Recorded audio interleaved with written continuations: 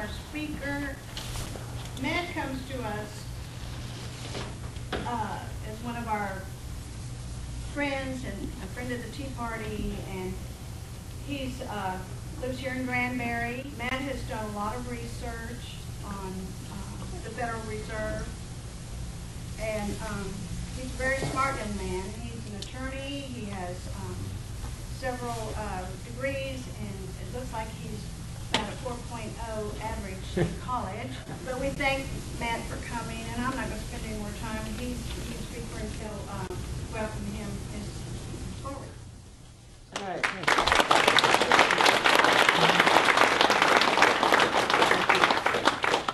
All right, well, I did a dry run of this last night on the phone with my brother, and it went about 10 minutes too long, and so I cut off. And so some of these slides I'm going to skip.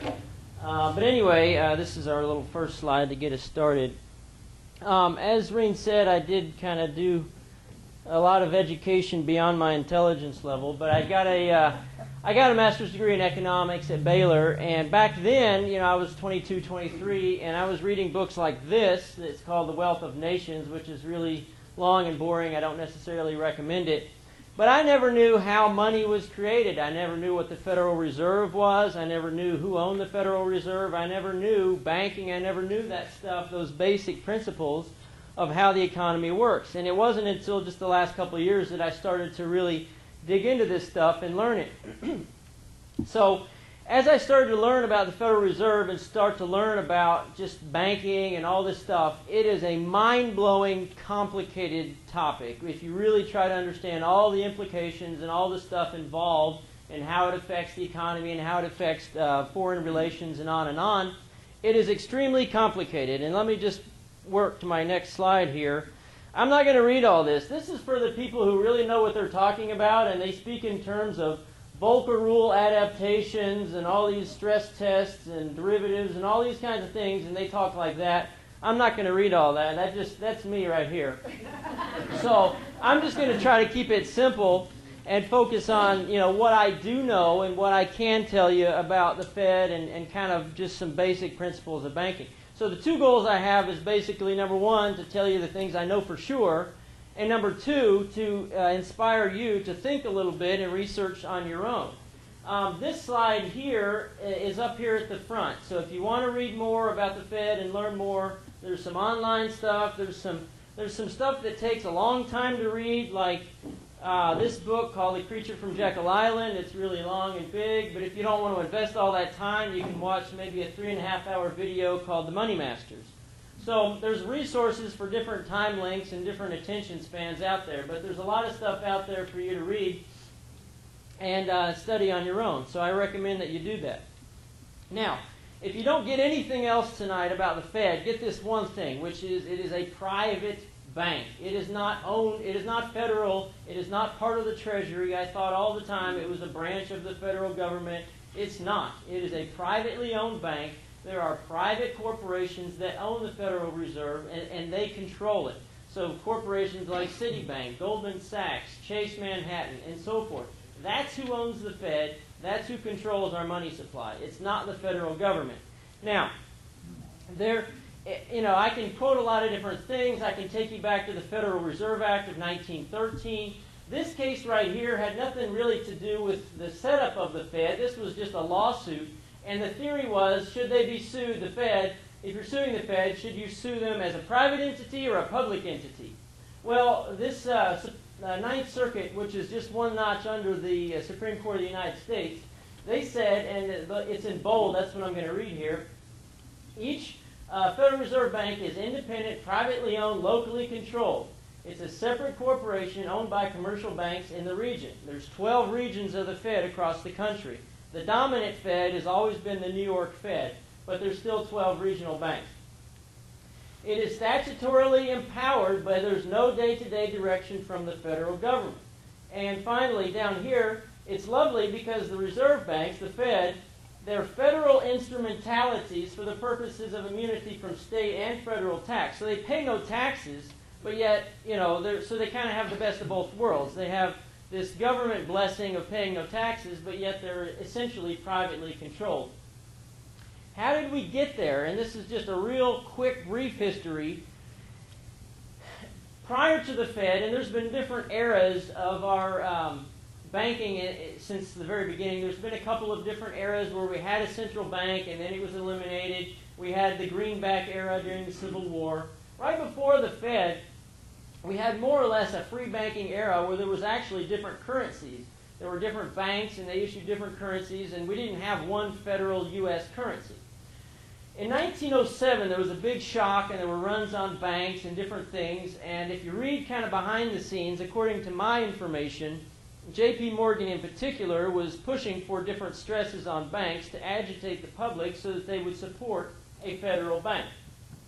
In 1910, these 7 individuals, and these aren't necessarily household names to a lot of you, they're not real familiar to me, but these were major power brokers representing 3 major banking families who had major control in New York and in Europe. The 3 major families, of course, the Morgan family, the Rockefeller family, and the Rothschild family.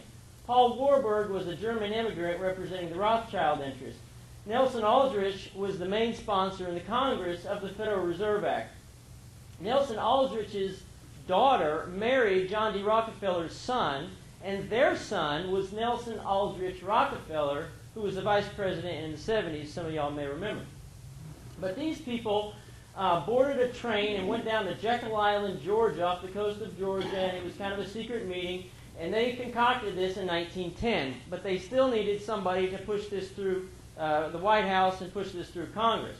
So they got together and basically tried to get Woodrow Wilson into the White House. They got him elected in 1912.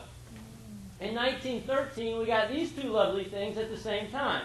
Well, I mean, not literally at the same time, but they both came in 1913, and I think this is no coincidence. We got the Federal Reserve Act right as Congress was about to adjourn for Christmas holiday, and we got the Federal Reserve Act a little bit earlier in the year.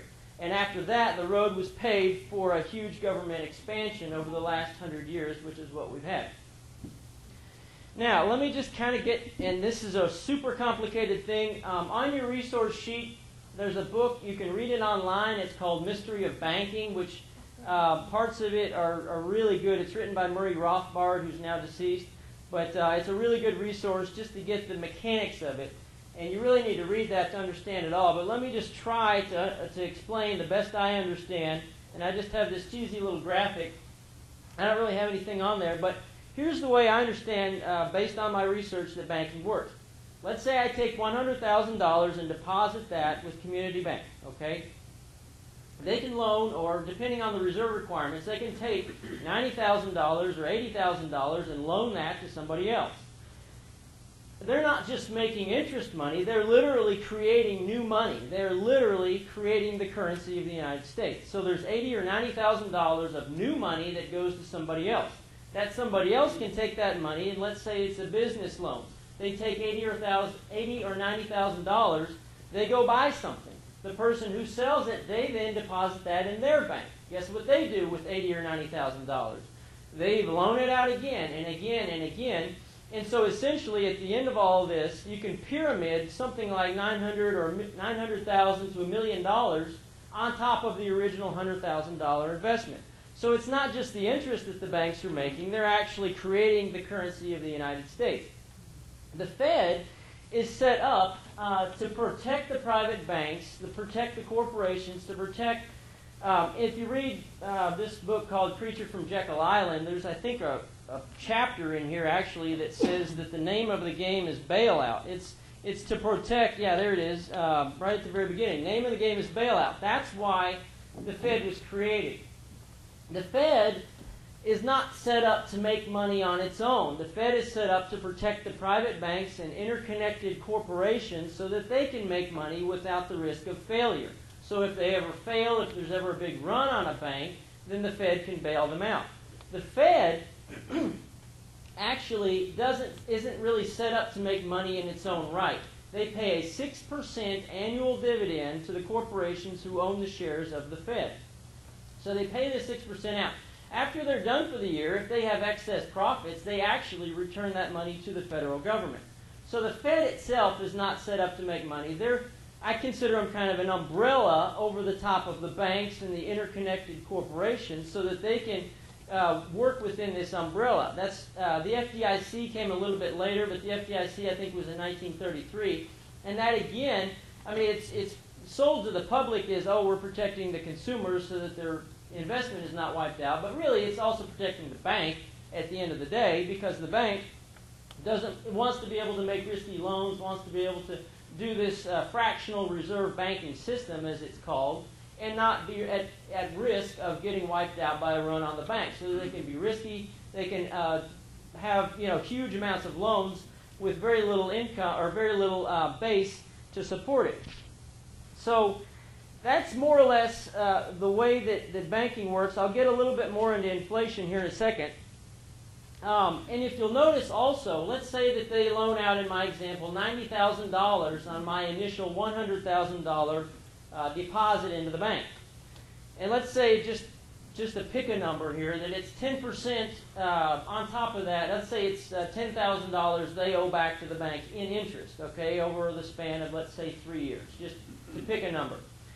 The bank never creates the $10,000 to pay back. So there's an inherent need for one of two things over time. There's an inherent need either for people to not be able to pay it off, to go into default, or there's an inherent need for there to be more and more inflation across the country to create the new money, to create the interest for people to pay back the loans, if that makes sense, okay? So the bank loans out $90,000 and they say, we want you to give us back $100,000.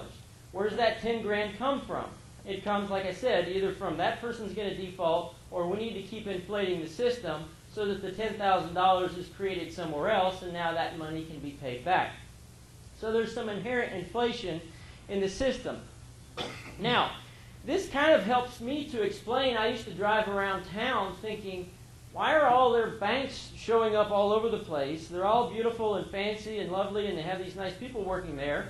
And here I am with my free checking account just being a total, waste of their time. I'm always in the drive-thru window. I'm always making a deposit, making a withdrawal, constantly just breathing their air and using their time, Why are they fighting so hard to give me free checking?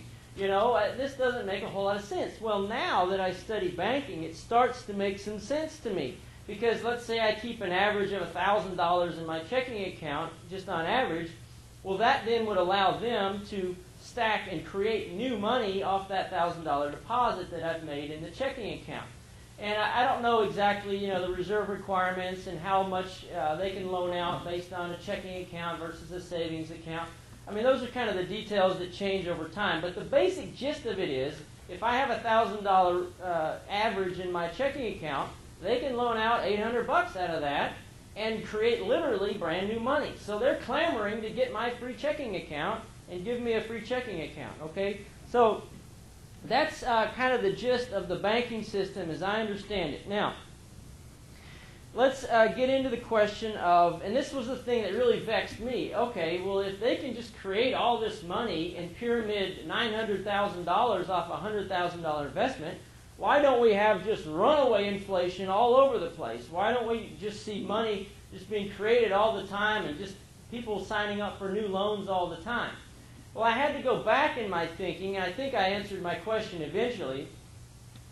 I started my example with the question of, okay, I deposited $100,000 in community bank.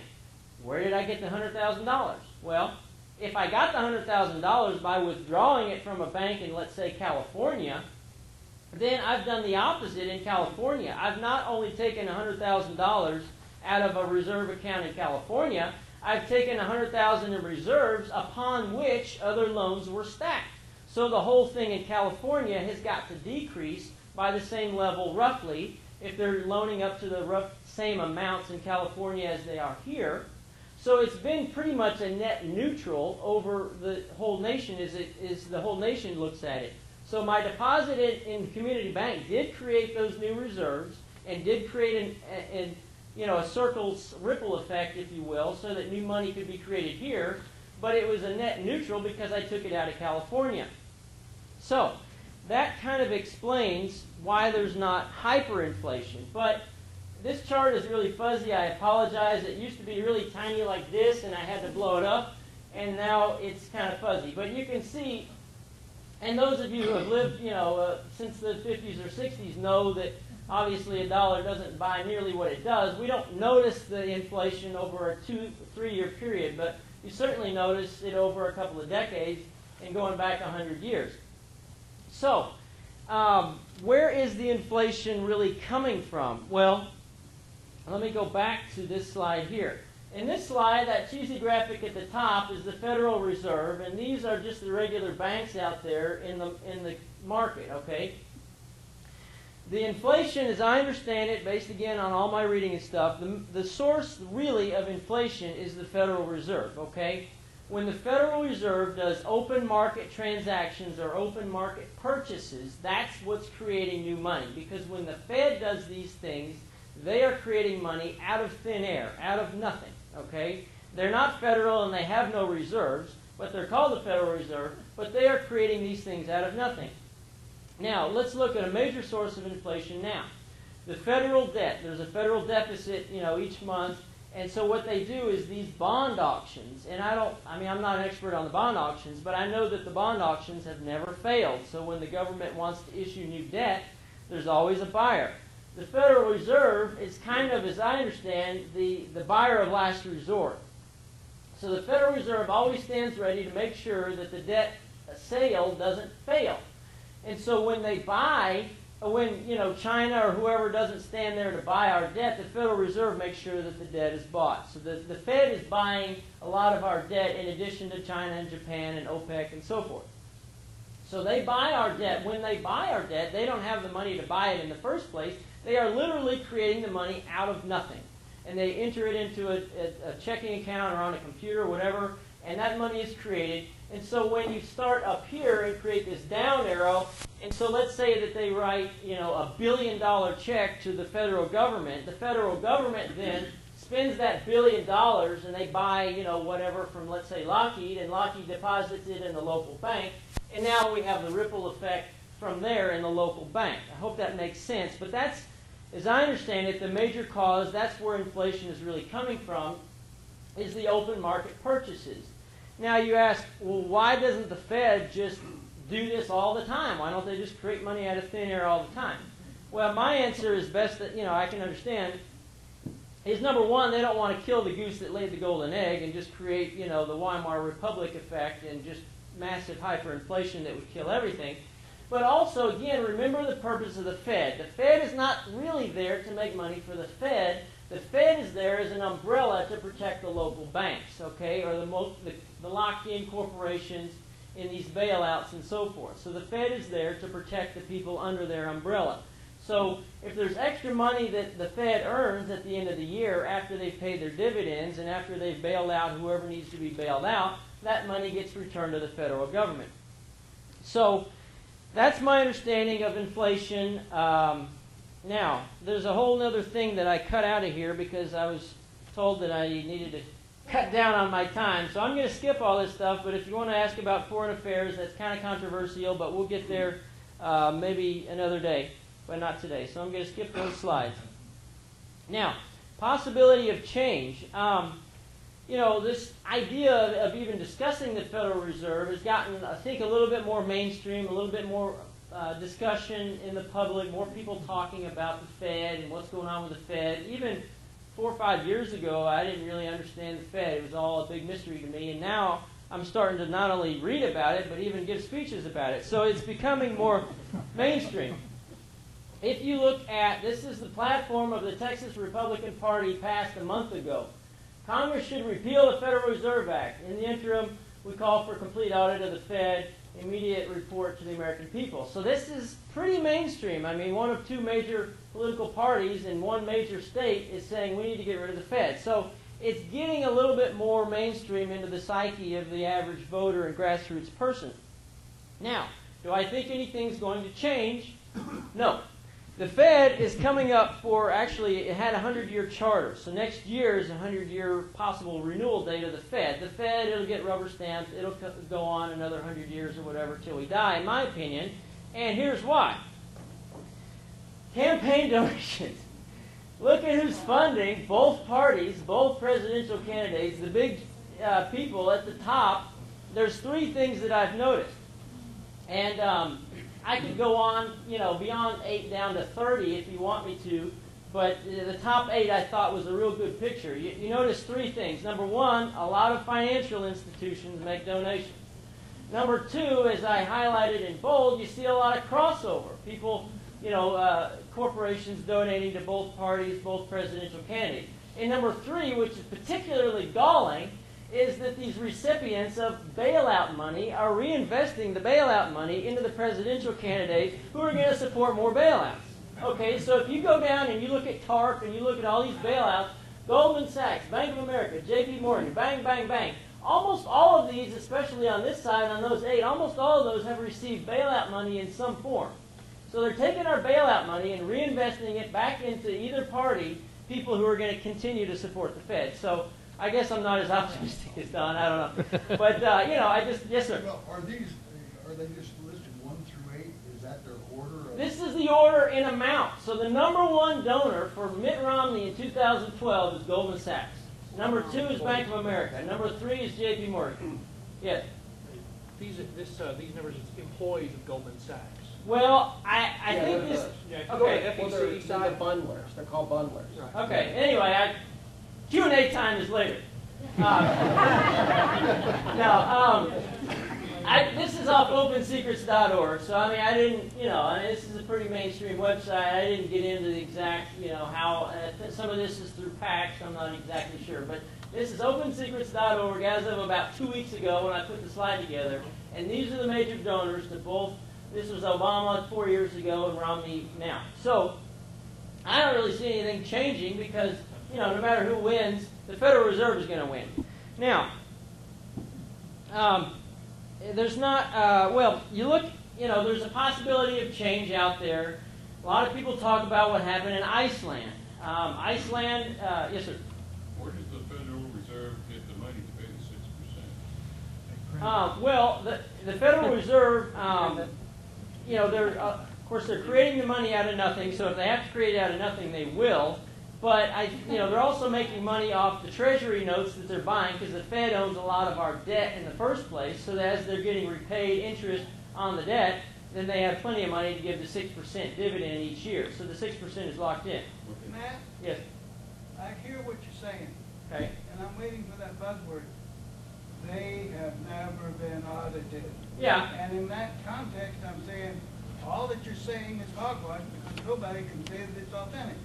Well, I would invite you to read this. I would invite you to read this. I mean, do your research. I've done mine. There's a lot of stuff. If they've never been audited, then how can we assign credibility? Well, you can go to the Federal Reserve's own website, and they will tell you about the 6% dividend. They will tell you about some of those things. You can read the Federal Reserve Act of 1913 to read some of this stuff, and you can read the people who have done the research and spent a lifetime on this stuff and written books like this, and come to your own conclusions. If you want to disagree, that's great, but, this is just one guy's understanding of the system. An audit identifies the integrity of the Right. system. Yeah. They're either a failure, or they're a success, or they're doing business. Right. Nobody's ever done that, therefore, all those books are their response, and I'm saying, Right. why not have a neutral agency say, it's a healthy organization? Oh, Yeah. man, it's loud. Yeah, I'm all for the audit. I don't think the audit's ever going to happen, but I'm for the audit.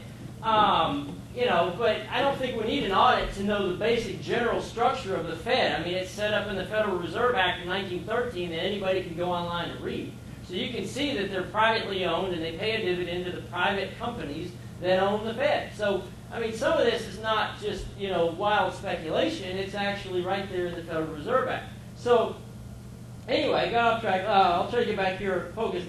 Iceland. They had a revolution in Iceland, and they basically arrested a bunch of the bankers and forgave a bunch of debt or wiped it out, and they had a new constitution, a new president, all this kind of stuff happened in Iceland. But Iceland is less than the population of Fort Worth, Texas.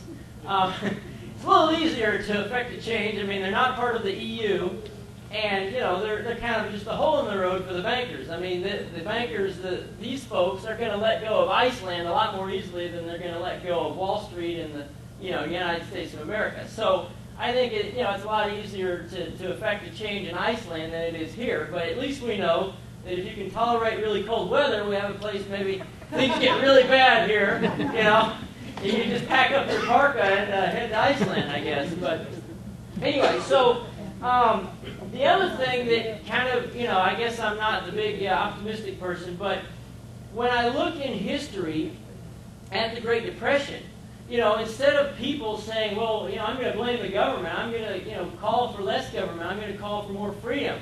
It was just big government, New Deal. Hey, how can we help you? How can we put you to work? That was the whole Roosevelt thing. And so, even if we have widespread calamity and just people starving to death, it's going to be some new politician saying, oh, let me help you. I got a new program. I got a jobs program, or I got whatever. It's just going to be more of the same stuff that we've had since the New Deal. So I guess I'm not super optimistic, but I'm going to do my best. Y'all do your best, and maybe we'll have some progress in the end. Now, this is going to be kind of how I close, but there are 4 theories of people, and I haven't really seen this anywhere. This is just in my research, just kind of 4 categories that I put together. And you don't have to be, especially if you're a chartalist, you don't have to be an opponent of the Fed. The people who, and I'll get to this in a second, the people who support the Fed can fit into this category just fine. But there are also opponents of the Fed who fit into one of these 4 categories. So let me just go quickly through those. Free banking, I call this just libertarianism on steroids. This is just, whoever wants to create a currency, go for it. There's not any federal currency. There's not any federal regulation. There's not any metalism involved. It's just whoever wants to create a banknote, go for it. Let the best currency win. Okay, that's pure free banking. Metalism, as the name would imply, means that it's backed up by precious metal. It's either a gold or silver or both. And you can have a federal currency that's printed by the United States Mint, or, even back before 1971, there was a Federal Reserve with a metalism too. There was a link to gold even back before 71. So you can have a federal currency that's backed by gold, and that's what I guess a pure metalism would be. This is the most popular, probably, view of the people who attack the Fed. I haven't read this book, but I've read parts of it. This was written 30 years ago by Louis Lerman and Ron Paul. Most of those people fit into this category. I read something in here that basically espouses this view, which is that we can have free banking, banks can create their own currency, but it has to be backed by gold at a certain standard. So even if Texas has a currency and New York has a currency, if they both equal the same amount in gold, then a Texas dollar is equal to a New York dollar. And it prevents some of the chaos you would have from having multiple different currencies that all meant different things across the country. So it wipes out some of the free banking problems and has it in what they call a hard currency. Now, there are chartalists. Chartalist is a basic view that says that a fiat currency is okay. So a fiat currency is basically, it just says this is legal tender, this is the money of the United States, and you need to accept it for all debts, public and private, based on a fiat or a governmental, I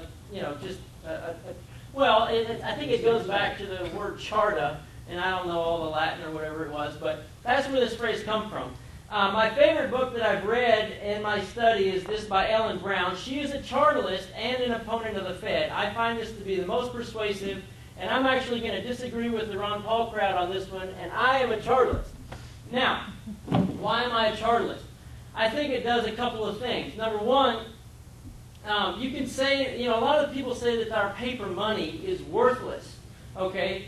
I don't think it's worthless. If you think it's worthless, just give it to me. I'll take it. I'll go spend it. That's fine. Okay? It's not a worthless currency. My problem is the thing that it says at the very top of the banner, which is Federal Reserve note.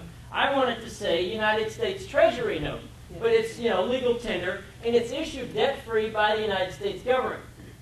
So what I would want to do is, in this metalist system, you're going to have inherent deflation. So you've got a fixed amount of gold, but you're going to have more people, more productivity, more things in the economy, and you're going to have the same amount of currency. And so you're going to have deflation over time, which I think can be just as damaging as inflation, and that's another story for another day. But chartalism would allow a certain amount, let's say 3% a year, to keep up with the increase in the population and in the economy. So the federal government, if you go to a Federal Reserve free chartalist program, they could say, okay, 3% a year, we're going to print new money. So whatever the currency is, whatever the money supply is, we're going to print 3% more and just, boom, spin that right out into the system. In this book by Ellen Brown, she has this quote that I like, and apparently Thomas Edison was a chartalist. He wrote this 8 years after the Fed, that the nation can issue a dollar bond. If it can issue a dollar bond, it can issue a dollar bill. And so right now, the nation can't issue its own dollar bill. The U.S. Treasury doesn't issue its own dollar bill. All it issues is debt and collects taxes. That's how it gets its money. It doesn't issue its own currency. And so this is the basic quote here from Edison. But here's the thing that I really find appealing about the chartalist response to the Federal Reserve. And I'll just close with this, and then we'll have some questions. You can wipe out the federal debt, boom, just like that with a stroke of a pen, if you go to a fiat currency that's issued by the federal government. Here's how you do it. Whenever those bonds come up for expiration, for maturity, you just issue what we call a greenback and just write that to China or whoever owns that bond. You just write them a check, okay? Boom, there it is. All the trillions of dollars, you write them a check. Now you say, that's wildly inflationary. But you also tell all the banks in the country you have to have 100% reserves. So no more fractional reserve expansion of the currency. So we're going to be restricting it domestically, but we're also going to be writing a check and paying off our debt, and it can be wiped out within just a few years, okay? And now what we would go to in that situation is I would have to pay for my checking account. So I'd have to pay $50 a month or whatever to Community Bank so that they would be a storehouse like the old goldsmiths were in theory several hundred years ago. They would charge me, $50, $70, whatever. But I would happily pay $50 or $70 a month if there was no federal debt and I didn't have to pay income taxes to pay the interest on the federal debt. That would be wonderful for me. But, is this ever going to happen? I don't know. But that's my response, and so that's why I would consider myself in this chartalist group and not the medalist group. But anyway, that's pretty much all I got. So questions?